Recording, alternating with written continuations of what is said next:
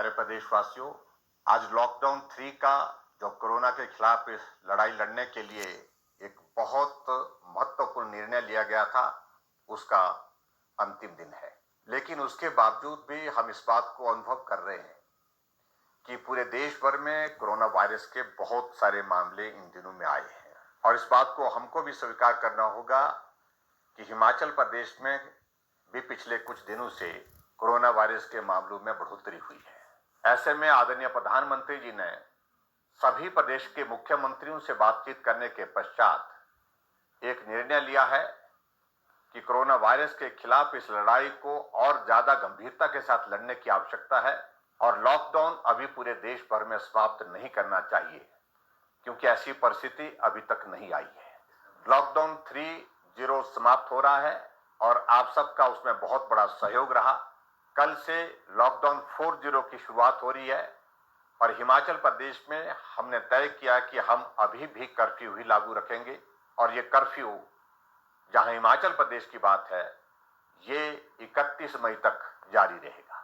मैं आप सबका आभार व्यक्त करना चाहूंगा कि इस दौरान जहां हिमाचल प्रदेश में हमने कर्फ्यू लागू रखा था और उस कर्फ्यू का पालन करते हुए जो भी दिशा निर्देश प्रदेश सरकार और केंद्र सरकार से आप तक पहुंचे, आपने उनका पालन किया है।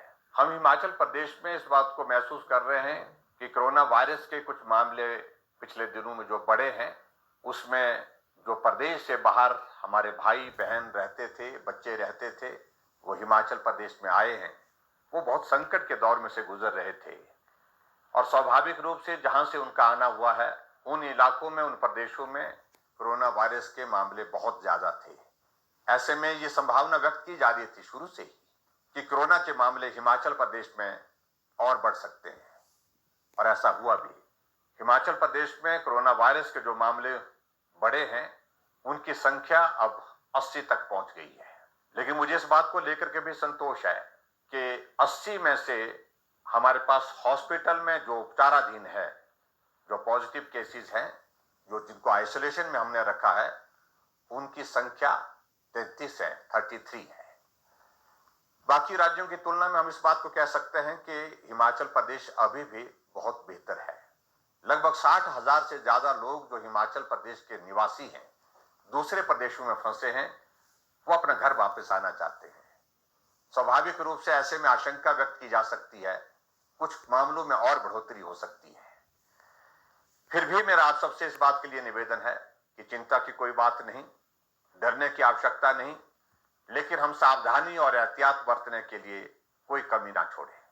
मैं हिमाचल प्रदेश में हाल ही में दूसरे प्रदेशों से जो भाई और बहन हमारे आए हैं, उनसे हाथ जोड़ करके विनम्र निवेदन करना चाहूंगा। आप अपने घर आए हैं, आप घर में आने के पश्चात अब सुरक्षित हैं, लेकिन उसके बावजूद आप होम क्वारंटीन में हैं, तो होम क्वारंटीन के नियमों का पालन करें। परिवार वालों से भी इस बात के लिए आग्रह करें कि वो भी नियमों का पालन करें। अगर इंस्टीट्यूशनल क्वारंटाइन में है तो उसमें भी आप नियमों का पालन करें। आपके सहयोग की बहुत बड़ी आवश्यकता है। हिमाचल प्रदेश के सभी भाइयों और बहनों की जीवन की रक्षा हमारी जिम्मेवारी है।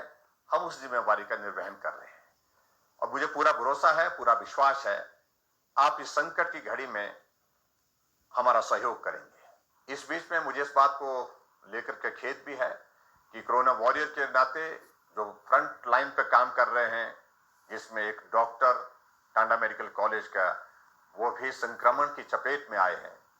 एक हवलदार, वो भी पुलिस विभाग में काम करते हुए कोरोना वायरस की चपेट में आए हैं। मैं उम्मीद करता हूं कि उनका स्वास्थ्य बहुत जल्दी ठीक हो जाएगा।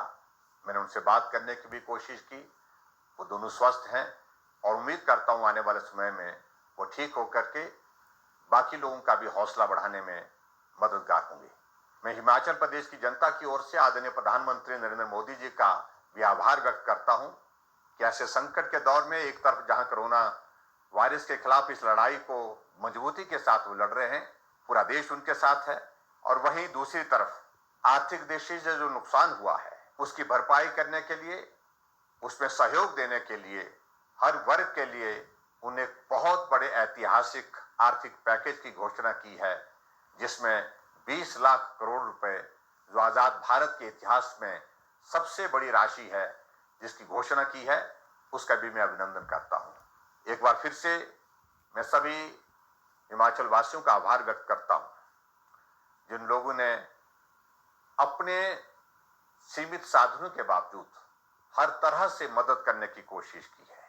इस संकट के दौर में चाहे वो मास्क बनाने की बात है, चाहे वो राशन देने की बात है, चाहे वो भूखे को भोजन देने की बात है, हर जगह मदद करने की कोशिश की है। उसके लिए भी मैं हिमाचल प्रदेश के सभी भाई बहनों का आभार व्यक्त करता हूं। आप सबके सहयोग और समर्थन की उम्मीद के साथ और इस विश्वास के साथ कि हम सब लोग निश्चित रूप से कोरोना पर जीत हासिल करेंगे, आप सहयोग बनाए रखिए। आप सबका बहुत बहुत धन्यवाद। नमस्कार।